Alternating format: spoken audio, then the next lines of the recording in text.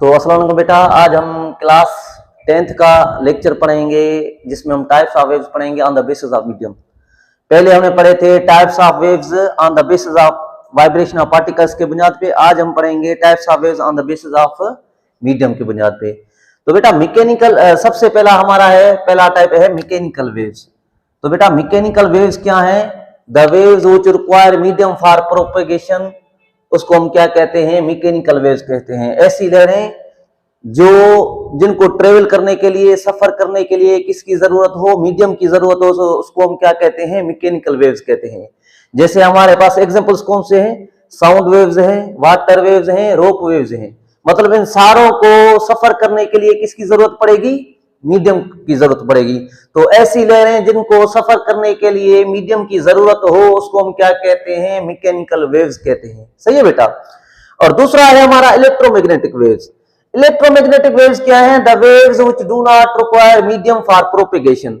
ऐसी लहरें जिनको सफर करने के लिए, ट्रेवल करने के लिए, प्रोपेगेशन करने के लिए मीडियम की जरूरत ना हो, तो उसको हम क्या कहते हैं? इलेक्ट्रोमैग्नेटिक वेव्स कहते हैं। रोजमर्रा की जिंदगी में एग्जांपल्स कौन से हमारे पास? Radio waves, UV waves, infrared waves, microwaves, ये सारे क्या हैं? इलेक्ट्रोमैग्नेटिक वेव्स हैं। तो बेटा ये दो टाइप्स हैं वेव्स के on the basis of medium के बुनियाद पे। तो अब हम पढ़ेंगे इलेक्ट्रोमैग्नेटिक वेव्स और मैकेनिकल वेव्स के बीच में जो डिफरेंस है, जो अक्सर पेपर्स में भी आता है, उसके बारे में पढ़ेंगे।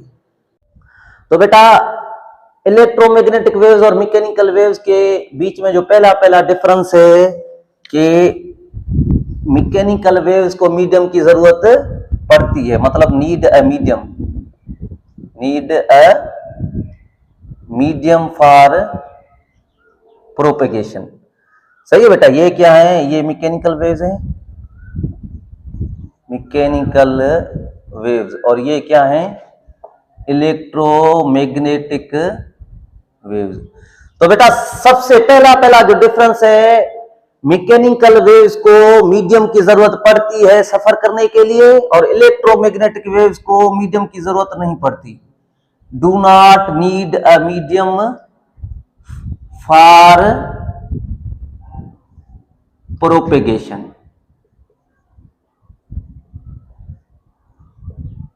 सही बेटा। इनको मीडियम की जरूरत पड़ती है और इनको मीडियम की जरूरत नहीं पड़ती। तो पहला डिफरेंस है कि mechanical waves need a medium for propagation, electromagnetic waves do not need a medium for propagation. ये पहला डिफरेंस। और दूसरा डिफरेंस क्या है? मैकेनिकल वेव्स प्रोड्यूस होती हैं vibratory motion of particles of medium. मतलब ये किसकी वजह से प्रोड्यूस होती हैं? वाइब्रेटरी मोशन ऑफ पार्टिकल्स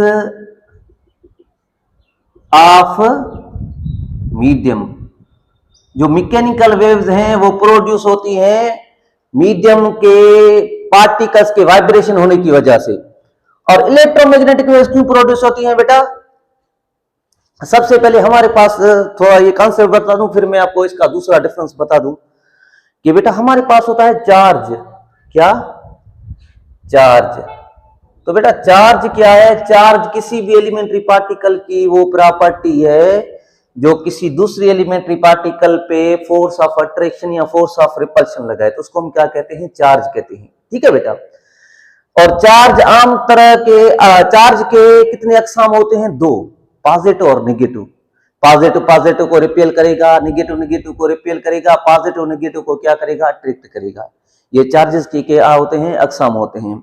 तो बेटा जब चार्ज रेस्ट में होता है तो उसके अराउंड क्या पैदा होती है? इलेक्ट्रिक फील्ड पैदा होती है। और जब चार्ज मोशन में होती है तो उसके अराउंड क्या पैदा होती है? मैग्नेटिक फील्ड पैदा होती है।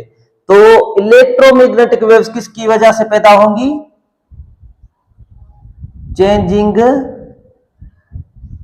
Changing electric and magnetic field. सही है बेटा।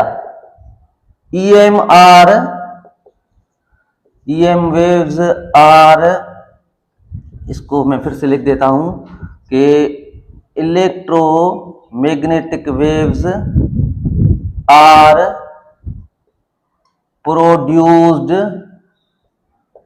Due to change electric and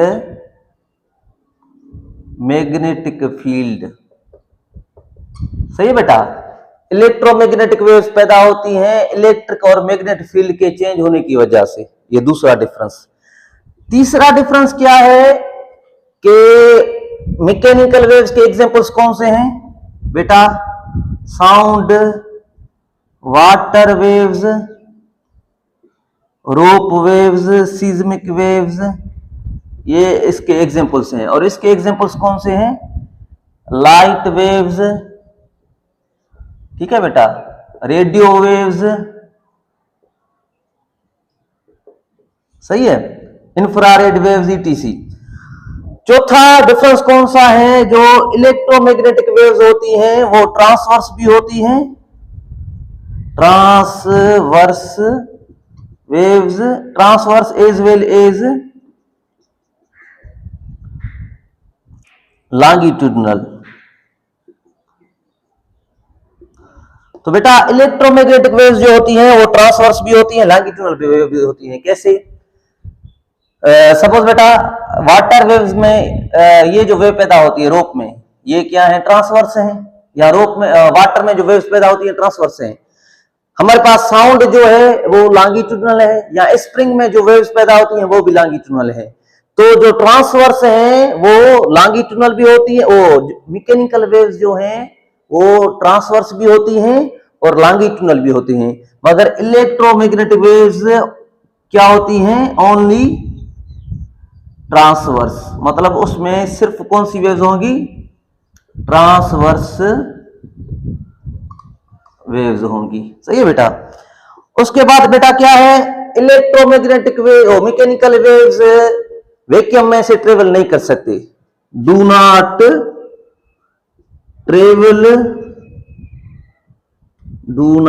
travel through a vacuum. सही है बेटा, मगर ये कर सकती हैं, travel through vacuum at speed of 3×10⁸ metre per second. मगर इलेक्ट्रोमैग्नेटिक वेव्स खिला में से या वैक्यूम में से ट्रेवल कर सकती हैं कितने स्पीड पे? 3×10⁸ मीटर पर सेकंड के हिसाब से।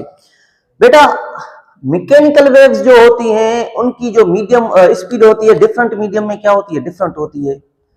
मतलब अगर आप साउंड का एग्जांपल ले लें तो साउंड की जो स्पीड है वो वाटर में डिफरेंट होगी, डायमंड में डिफरेंट होगी, स्टील में डिफरेंट होगी। तो मैकेनिकल वेव्स की जो स्पीड है वो किस पे डिपेंड करती है? फिजिकल प्रॉपर्टीज पे। किस पे बेटा? फिजिकल प्रॉपर्टीज पे। मैकेनिकल वेव्स की जो स्पीड है वो किस पे डिपेंड करती है? फिजिकल प्रॉपर्टीज पे। मगर इलेक्ट्रोमैग्नेटिक वेव्स की जो स्पीड है वो किस पे डिपेंड करती है? रिफ्रैक्टिव इंडेक्स पे। किस पे बेटा? रिफ्रैक्टिव इंडेक्स पे। और रिफ्रैक्टिव इंडेक्स की डेफिनेशन हमारे पास क्या है? वो है हमारे पास n = CV/c मीडियम। मतलब लाइट की जो स्पीड है वैक्यूम में, इसको डिवाइड कर देंगे लाइट की जो स्पीड है वैक्यूम में। तो बेटा ये सारे हमने डिफरेंस पढ़े हैं किसके बीच में? मैकेनिकल वेव्स और इलेक्ट्रोमैग्नेटिक वेव्स के बीच में। तो आज हमने पढ़े types of waves on the basis of medium पे। अगर आप भी हमारे चैनल पे नए हैं तो चैनल को लाइक, शेयर और सब्सक्राइब कीजिए और बेल आइकन के बटन पे दबा दीजिए ताकि हमारे जो नए आने वाले वीडियोस हैं वो आप तक पहुंच सके। मेहरबानी।